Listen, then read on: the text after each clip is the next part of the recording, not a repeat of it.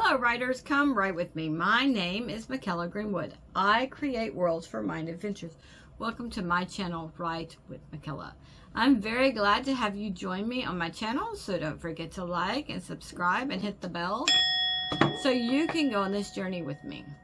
Today we're going to explore the world of a well-known author who wrote under the pen name of George Orwell. He has written several books.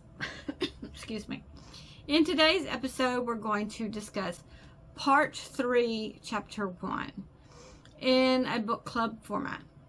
I expect that you have read this chapter before watching this video.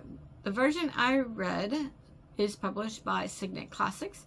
Copyright was 1949 and the copyright was renewed in 1977. The chapter starts with Winston not knowing where he is, but he suspects the Ministry of Love.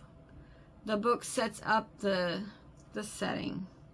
The cell is a high ceiling. It's a windowless place with porcelain walls and concealed lamps that provide light.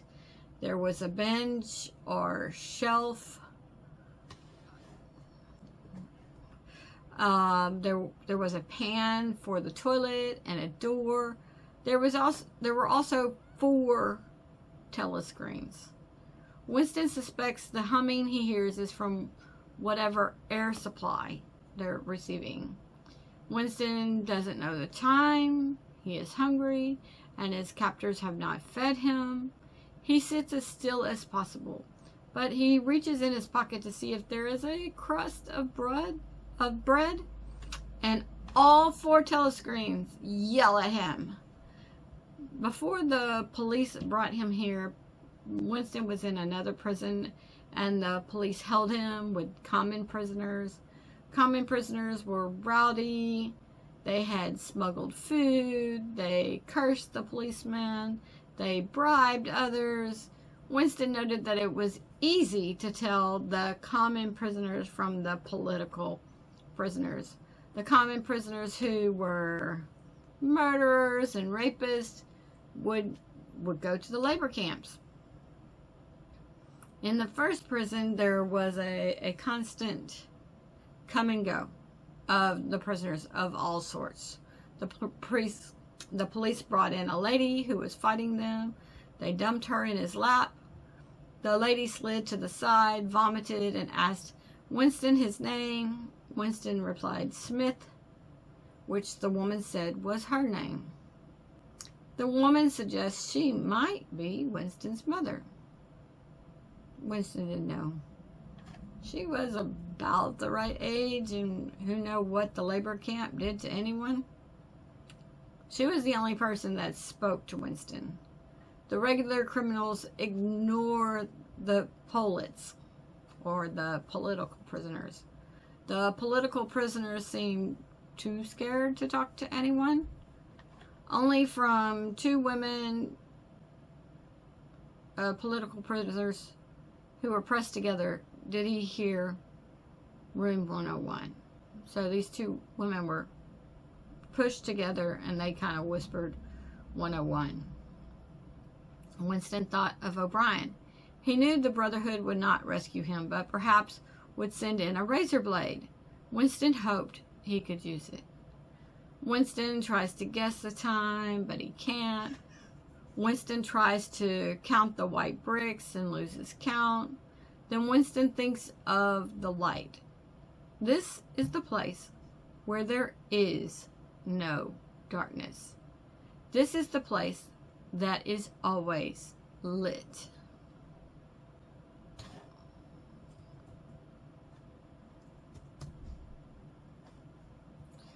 Another prisoner is brought into Winston's cell, and Winston recognizes him as Amplefort. Amplefort doesn't seem to notice Winston, and he paces back and forth. After a few minutes, Winston calls his name, and Amplefort stops pacing and sees Winston.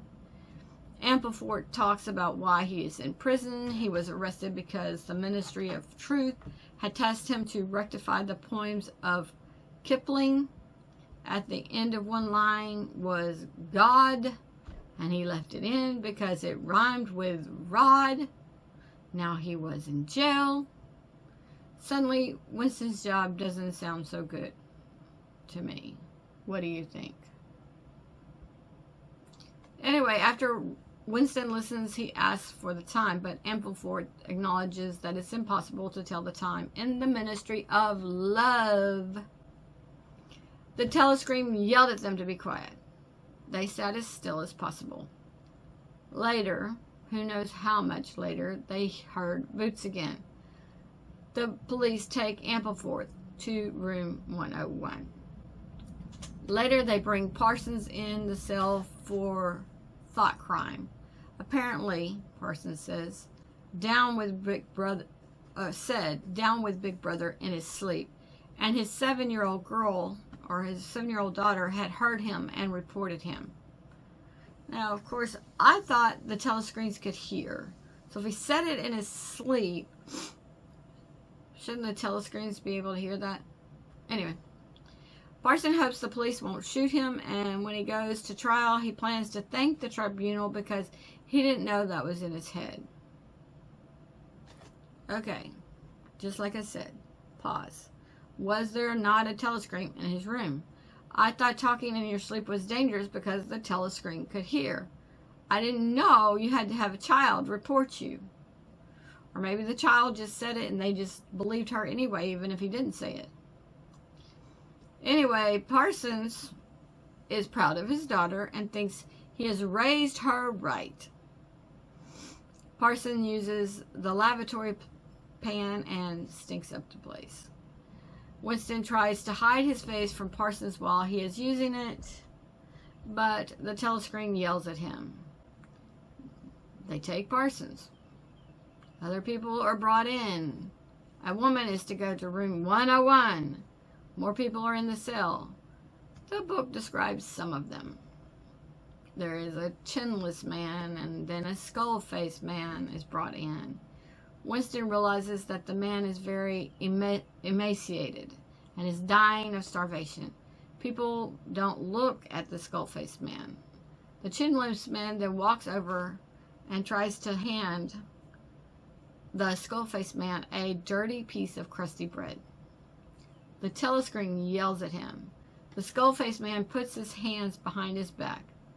The telescreen gives order to the chinless man as soon as the police come in and punch the chinless man in the mouth, and the man flies across the cell. When the chinless man gets up, his dental plates fall out. Then officers tell the skull-faced man that he is going to room 101. Skull-faced man falls on his knees and begs them not to take him there. He says I'll say anything. I'll give anyone up. Just, I need to avoid that room. What do you want me to do? The skull-faced man then points at the chinless man and says they should take him because he heard what the man said after they hit him, and apparently this telescreen missed it. He howls. He grabs the iron legs of the bench. The police kicked his hand and broke his fingers and hauled him away. After a while, Winston was alone. Sitting began to hurt, so he walked around in the cell, and the telescreen didn't yell at him. He looked at the bread drop, but he was too thirsty. He hurt sitting, but was dizzy when he stood. Winston thought of Julia and wished he could take her pain, but of course that was only an intellectual exercise. More boots, and the officers brought in O'Brien. O'Brien admits, why won't this move up? Okay. O'Brien admits that they have had him a long time. Then the officer takes the truncheon and hits Winston's elbow. The pain is too much for Winston, and he knows that no one ever wants more pain. They just want the pain to end. The blow has disabled his arm. And that is the end of Part 3, Chapter 1. So, why do you think they haven't started torturing Winston yet? My guess is they're trying to build up the fear first. When you imagine what kind of torture they will do to you, it can be tormenting in and of itself. Just waiting for punishment, that is torment. I, myself, don't believe in suicide. But in this environment, I think I would be praying for the razor too. Now, let's think of some practical things. Excuse me. When Winston is in the cell alone, why are 4 people watching him? And there's 4 telescreens. Why 4? That takes a lot of manpower. To me, that is impractical.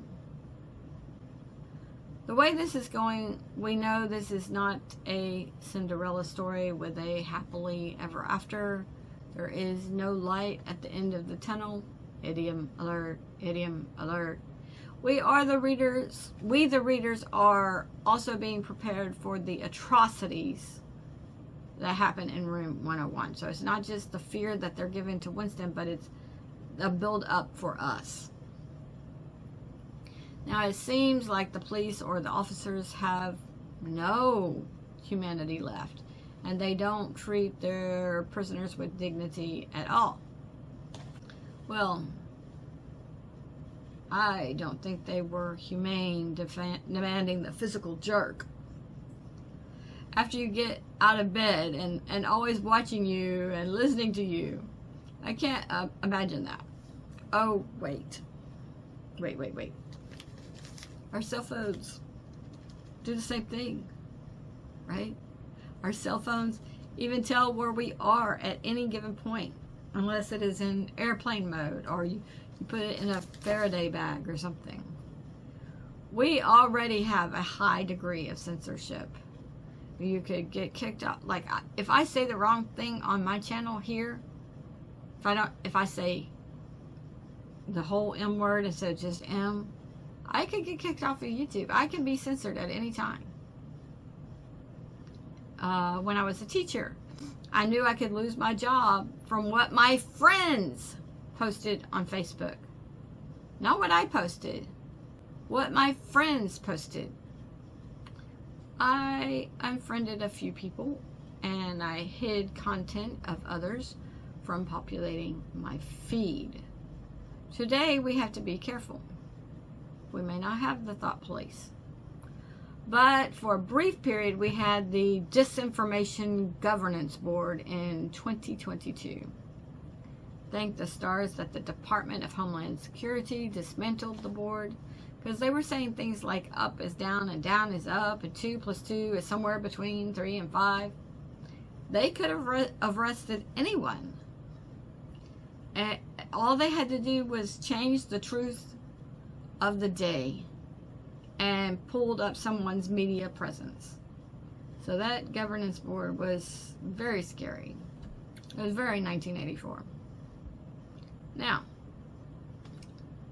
let's hope 1984 is not the playbook for the governments around the world. But there are definitely some aspects of life that look bleak and gray like life in 1984. There are aspects of life where there is control. There is not freedom of speech. There is control of speech. There is control of content that I want. And not that I want people to say every icky thing that they could say, especially about some of the S things, but there's 2 buttons. There's the like and the unlike. If somebody's putting content out that you don't like, you can unlike them. You don't need YouTube to take them down. I mean, right?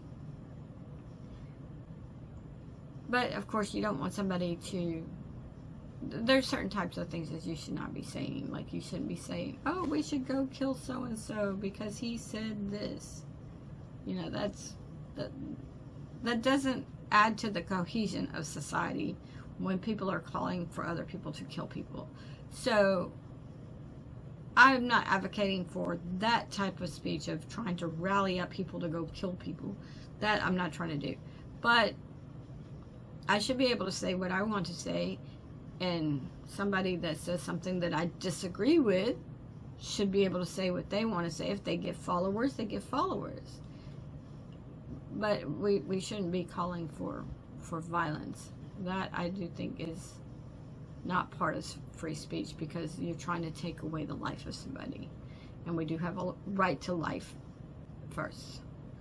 Now, leave a comment on the longest amount of time that you've gone without food. I believe I've made 84 hours. But I had been fasting, and I was working up to it.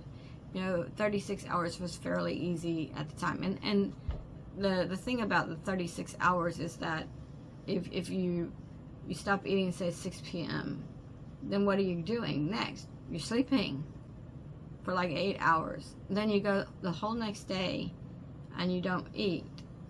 And then what do? You sleep. So if you have 2 sleeps in there and you eat breakfast the next morning, you get your 36 hours like that. And I was trying to do that for a while. So I did make it, I'm pretty sure I made it up to 84 hours, but not to 96. And like I said, 36 was pretty easy at the time. Now I'm doing sardines. Okay. Leave a comment on, if you were the skull-faced man, would you have turned against the man that tried to offer you bread? And this is some messed up stuff. I'll tell about my wife. I'll tell about my kids. I'll tell anything. What do you want me to say? I'll just turn everybody in. I'll turn in that man. It's just like, would you have tried to turn in the person that offered you the bread? Leave a comment on if you were surprised to see O'Brien in the cell, especially after you had seen all the other people. And comment on if you think he ultimately turned Winston and Julia in, or if it was Mr. Charrington. Leave a comment on how much pain you can take. If I start to get a headache, I'm taking Excedrin. But to be fair, that is because I used to get migraines. And if I didn't get medicine right away, the headache would explode into a migraine. So I'm just in this habit, like I get a little headache, I'm taking Excedrin. I don't get migraines anymore because I got off gluten. But anyway, I can't take that. But I had 5 kids. I went through labor and delivery, and the thing is that I would rather go through labor and delivery than a migraine. Why? Because labor and delivery have a limit. After the baby comes out, you're done. You're not necessarily done with a migraine. It can go on and on and on and on and on. Also, leave a comment on how long you can sit without getting up and walking around. I have this trouble all the time because I'm a writer. So I'll sit and I'll be typing and stuff. And then when I do get up, yeah, I'm very sore. I hope you enjoyed part 3, chapter 1 of 1984. Make sure you leave your comments. Feel free to disagree with my thoughts. Remember, reading is good for writers. It helps us to see how other people create their worlds, how they put things together, how they develop their characters. So read part 3, chapter 2, or II. Join me Friday for Elementals. Join me Tuesday for Jargon and Your Cave. Join me Wednesday for the next chapter of 1984. Leave a comment if you have an idea for a writing prompt or a term you would have me discuss, or your favorite term so far. There are so many words and ideas and concepts. Our next book club for us to read will most likely be Lord of the Flies by William Golding.